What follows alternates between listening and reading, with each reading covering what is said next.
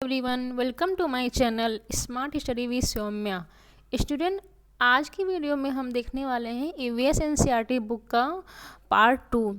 जैसे कि आपको पता है कि मैंने फर्स्ट पार्ट जो है ईवीएस एनसीईआरटी बुक का अपलोड कर दिया है क्लास 3rd से 5th का, और ये हमारा सेकंड पार्ट है। ठीक है, सो स्टूडेंट जो भी फर्स्ट टाइम मेरे चैनल पर वीडियो देख रहे हैं, चैनल को सब्सक्राइब कर लें और बेल आइकन को भी प्रेस कर लें, जिससे कि आगे आने वाली सभी वीडियोस का नोटिफिकेशन आपको मिल जाए। ठीक है, और अपने सभी फ्रेंड्स में ज़्यादा से ज़्यादा शेयर कर दें। और फ्रेंड्स, अगर आपको वीडियो पसंद आती है तो लाइक ज़रूर करें। ठीक है, तो स्टार्ट करते हैं आज का सेशन। सबसे पहले हम यहाँ पर देख लेते हैं त्यौहार नृत्य। ठीक है, जो कि स्टेट्स के यहाँ पर जो फसल कटाई के समय जो भी नृत्य होते हैं, वहाँ के डांस होते हैं, उसके बारे में एनसीईआरटी बुक में दिया हुआ है। और एनसीईआरटी बुक में जो ये दिए हुए हैं फसल कटाई के समय जो भी डांस होते हैं, ये सीटेट में ज़रूर पूछे जाते हैं। ठीक है, तो पहला है हमारा यहाँ पर चेराव डांस। ठीक है, तो चेराव डांस हमारा कहाँ पर, कौन से स्टेट में होता है? मिज़ोरम में। ओके, मिज़ोरम जो है स्टेट है, जो नॉर्थ ईस्टर्न है हमारा इंडिया का, वहाँ पर चिराव नृत्य होता है। ठीक है, मिज़ोरम की पकी फसल को घर तक पीठ पर लाद कर लाना पड़ता है। ओके, चिराव नृत्य में ज़मीन पर बांस की डंडी को लेकर दो दो लोग की जोड़ी आमने सामने बैठती है तथा ढोल की ताल पर डंडियों को ज़मीन पर पीटते हैं। ये डिटेल में मैं इसलिए आपको पढ़ा रही हूँ क्योंकि कथन और स्टेटमेंट टाइप ऑप्शन बन जाते हैं। जैसे कि मान लीजिए चार ऑप्शन दिए हैं और आपसे पूछ लिया गया कि इसमें कौन सा सही नहीं है, तो आपको अगर पूरा डिटेल में पता होगा तभी तो आप उसमें पता कर पाएंगे कि कौन सा ऑप्शन हमारा सही है, कौन सा नहीं सही है। तो आपको 2-3 चीज़ें तो आपको पता ही होनी चाहिए हर जो है डांस के बारे में। ठीक है, फिर नेक्स्ट हमारा है यहाँ पर बिहू त्यौहार। बिहू त्यौहार के बारे में दिया हुआ है कि ये तो असम में होता है, बिहू त्यौहार मनाया जाता है। ठीक है, और ये जो है त्यौहार कब मनाया जाता है? चावल की फसल कटाई पर। ओके, जब असम में चावल की फसल कटाई होती है तब ये त्यौहार मनाया जाता है। बिहू त्यौहार के दौरान बांस का भेला घर बनाया जाता है। तो अगर आपसे पूछ ले एग्जामिनर कि बांस का भेला घर जो है किस त्यौहार में मनाया जाता है या फिर कहाँ पर मनाया जाता है, तो आप क्या कहेंगे? बिहू त्यौहार में बनाया जाता है। और कहाँ पे मनाया जाता है? असम में। ओके, आगे हम देख लेते हैं ओणम त्यौहार। ठीक है, नेक्स्ट हमारा ओणम त्यौहार है। ओणम त्यौहार जो कहाँ पर मनाया जाता है? केरला में। ठीक है, केरल में मनाया जाता है और अगस्त सितंबर के महीने में मनाया जाता है। ठीक है, और ये जो है 10 दिन तक चलता है। 10 दिवसीय फसल उत्सव है। ठीक है, और इस उत्सव में जो है नृत्य और वल्लम कली नामक एक सांप नौका दौड़ होता है। मतलब कि इस त्यौहार में जो है एक नौका दौड़ जो है कंपटीशन कराया जाता है। ठीक है, ओणम के 10वें या अंतिम दिन को क्या कहा जाता है? थिरुवोणम। ठीक है, और जो सबसे महत्वपूर्ण है और केरल की संस्कृति की सबसे लोकप्रिय अभिव्यक्तियों में से एक है। यहाँ पर हिंदी इंग्लिश दोनों में दिया है, तो आप अगर हिंदी मीडियम वाले हैं तो हिंदी पढ़ लेंगे और इंग्लिश मीडियम वाले हैं तो इंग्लिश में पढ़ लेंगे। ठीक है, तो शास्त्रीय नृत्य कौन से होते हैं? भरतनाट्यम को सबसे प्राचीन नृत्य माना जाता है। जो भरतनाट्यम तमिलनाडु स्टेट में होता है वो सबसे पुराना क्लासिकल डांस है। ठीक है, वैसे तो क्लासिकल डांस ये ओणम भी है, बिहू भी है, लेकिन ये सबसे पुराना है। तमिलनाडु के रहने वाले रोज़ सुबह फर्श पर कोलम बनाते हैं, मतलब एक रंगोली टाइप में बनाते हैं जिसे कोलम वहाँ पर कहा जाता है। ठीक है, और ये बिंदुओं से बनाए जाते हैं। और ओडिसी नृत्य कहाँ पे होता है? ओडिशा में होता है। एक पॉइंट ये भी यहाँ पे दिया हुआ है एनसीईआरटी में। ठीक है, फिर आगे देख लेते हैं हम पोंगल त्यौहार। पोंगल त्यौहार आपने सुना होगा तमिलनाडु में, साउथ इंडिया में मनाया जाता है। तो क्यों मनाया जाता है? पोंगल का शाब्दिक अर्थ है ओवर स्पिलिंग, और इसे बर्तन पे उबलते चावल की परंपरा के कारण कहा जाता है। ठीक है, कोलम का चित्रण झूला और खाना पकाना झूला और खाना पकाना आवश्यक है। मतलब कि इस पोंगल के त्यौहार में ये 3 चीज़ें की जाती हैं। एक तो कोलम का चित्र बनाया जाता है, झूला डाला जाता है झूलने के लिए, और खाना बनाया जाता है। ठीक है, और ये जो है दक्षिण भारत का सबसे लोकप्रिय फसल कटाई त्योहारों में से एक है, जो कि पोंगल त्यौहार है। ठीक है, ये हर साल जनवरी में मनाया जाता है। जैसे कि हमारे इधर नॉर्थ साइड में क्या बसंत पंचमी मनाया जाता है, और ये मकर संक्रांति मनाया जाता है ना जनवरी में। तो वहाँ पर जो है ये पोंगल त्यौहार साउथ इंडिया में मनाया जाता है जनवरी में। ओके, और ये जो है मुख्य रूप से तमिलनाडु में मनाया जाता है। ओके, तमिलनाडु में 4 दिनों तक मनाया जाता है। सो आगे हम देख लेते हैं बैसाखी का त्यौहार। बैसाखी का त्यौहार कहाँ मनाया जाता है? हमारे पंजाब में। और कब मनाया जाता है? फसल कटाई के समय। ये भी जितने भी त्यौहार हम यहाँ पर पढ़ रहे हैं सभी फसल कटाई के समय मनाए जाते हैं, क्योंकि ये सीटेट में पूछा जाता है। ओके, नए वसंत की शुरुआत और हिंदुओं द्वारा नए साल की रूप में पूरे भारत में मनाया जाता है। यहाँ पर जब ये बैसाखी का त्यौहार मनाया जाता है तो पंजाबी लोग ऐसा मानते हैं कि यहाँ से हमारा नया साल शुरू होता है। ठीक है, तो ये हमारे त्यौहार हमने पढ़ लिए।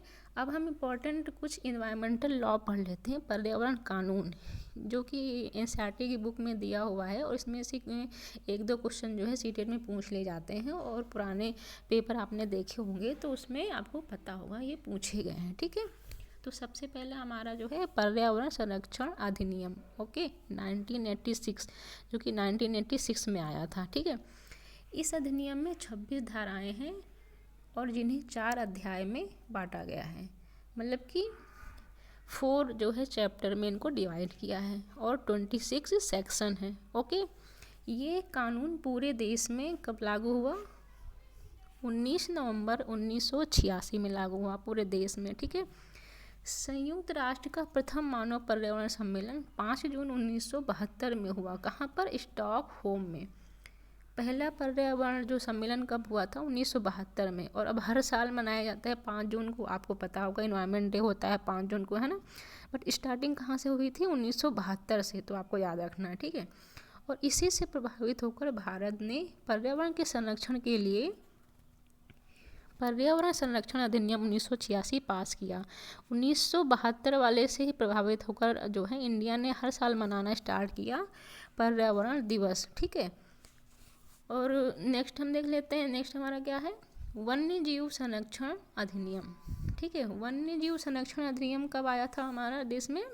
कब लागू हुआ था? 1972 से।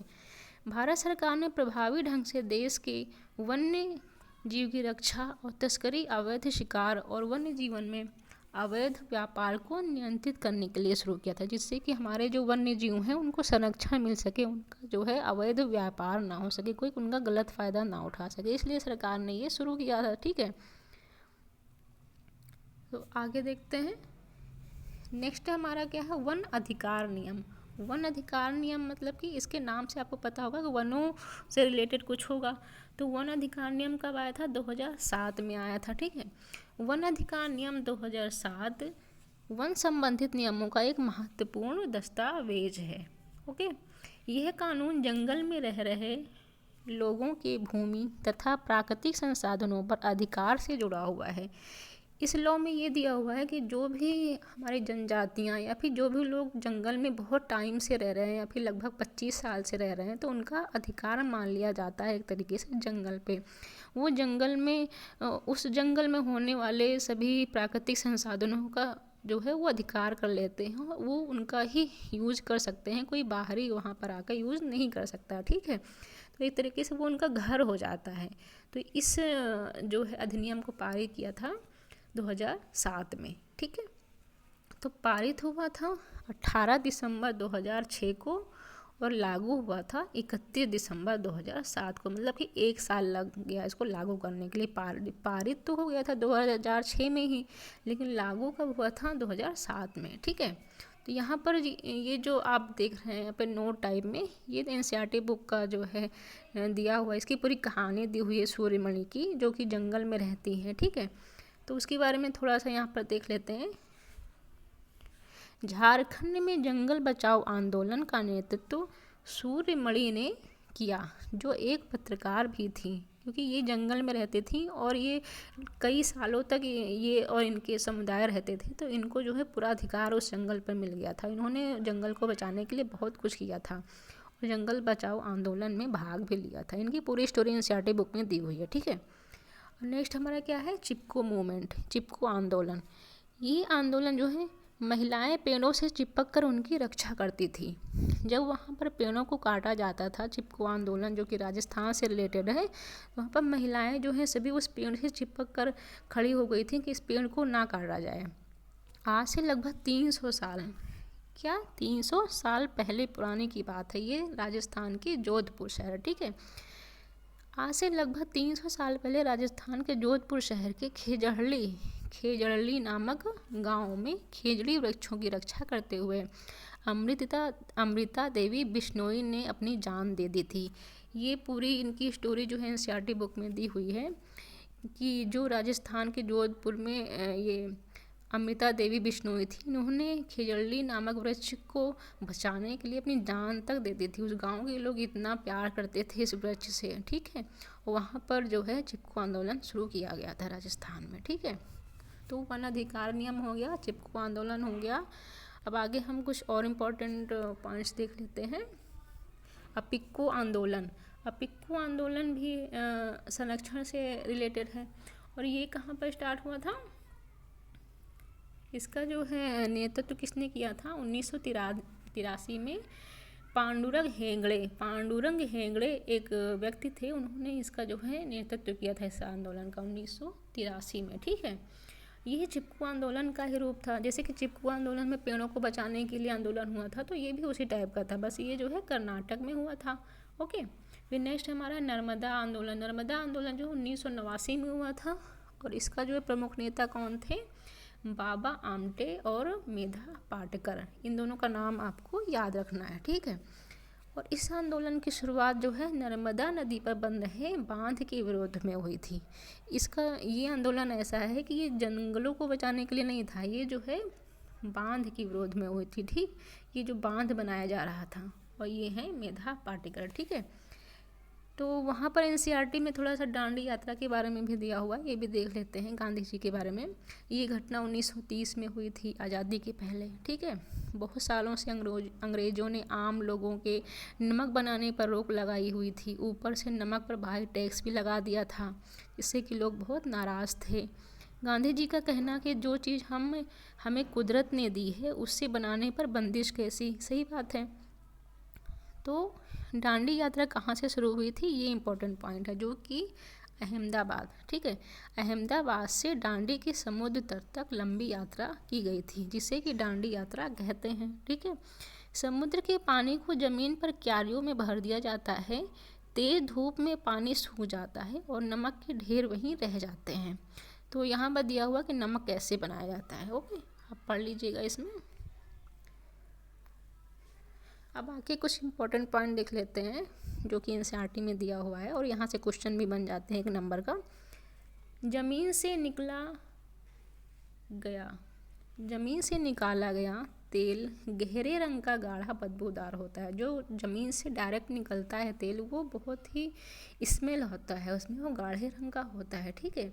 इसमें घुली मिली और छुपी होती बहुत सारी चीज़ें, उसमें कोई एक चीज़ नहीं होता। जो तेल जो है प्राकृतिक रूप से खोद कर जो है समुद्री इलाकों से निकाला जाता है, उसमें बहुत सारी चीज़ें होती हैं, बाद में उसको प्यूरीफाई करके हम अलग अलग निकाल लेते हैं। उसमें क्या क्या होता है देख लेते हैं।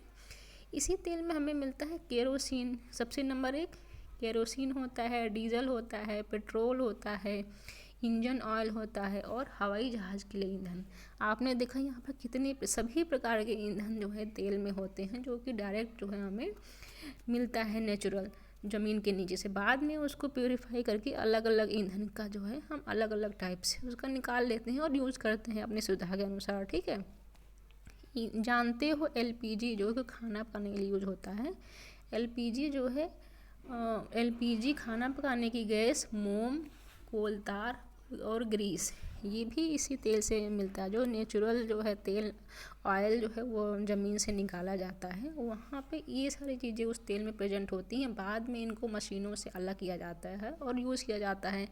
तो क्या क्या हमें मिला? Kerosene, diesel, petrol, engine oil, हवाई जहाज़ का ईंधन, गैस, एलपीजी और ग्रीस, कोल, तार, ये सभी चीज़ें हमें मिलती हैं। ठीक है। और प्लास्टिक और पेंट को बनाने के लिए भी तेल का इस्तेमाल होता है। यहाँ से ये जो तेल हमें प्राकृतिक रूप से मिलता है समुद्री इलाकों में ज़मीन के नीचे से, उसका जो है प्लास्टिक और पेंट को बनाने के लिए भी यूज़ होता है। तो इसमें बस इम्पोर्टेंट यही है कि तेल में कौन कौन सी चीज़ें पाई जाती हैं, ये सभी ईंधन के आपको नाम याद होने चाहिए बस। यहाँ पर कुछ राज्यों के नाम भी दिए हुए हैं जहाँ जहाँ पे खुदाई होती है, नेचुरल ऑयल मिलता है ज़मीन से। तो क्या गुजरात में मिलता है, अरुणाचल प्रदेश में, आंध्र प्रदेश में, असम, नागालैंड, राजस्थान, तमिलनाडु और त्रिपुरा। तो ये हमारे कुछ 8 स्टेट के नाम दिए हुए हैं। प्रमुख रूप से यहाँ पर नेचुरल ऑयल हमें मिलता है। ठीक है। सो आज के लिए बस इतना ही रखते हैं और मिलते हैं नेक्स्ट वीडियो में। अगर आपको वीडियो पसंद आई है तो लाइक भी कीजिए और अभी तक सब्सक्राइब नहीं किया है तो सब्सक्राइब कर लीजिए। Thanks for watching.